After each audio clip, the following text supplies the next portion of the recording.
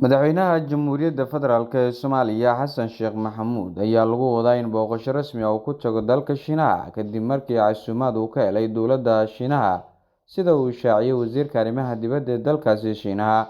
Casuumaaddan ayaa timid xilli wasiirka uu ka baaqday safar uu la filayay in magaalada Muqdisho ee caasimadda dalka Soomaaliya uu ku yimaado Muqdisho,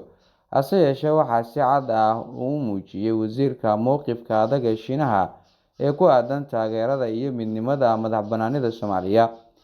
Madaxweyne Xasan Sheekh Maxamuud ayaa inta uu ku sugan yahay dalka Shiinaha ka qaybgeli doona shirarka Shiinaha iyo sidoo kale dalalka Carabta, halkaas oo la filayo in uu kulamo gaar ah la yeesho madaxda ugu sareysa dalkaasi Shiinaha, kuwaas oo diiradda lagu saari doono xoojinta xiriirka laba-geesoodka iyo sidoo kale iskaashiga istiraatijiyadeed ee dowladda Shiinaha iyo Soomaaliya.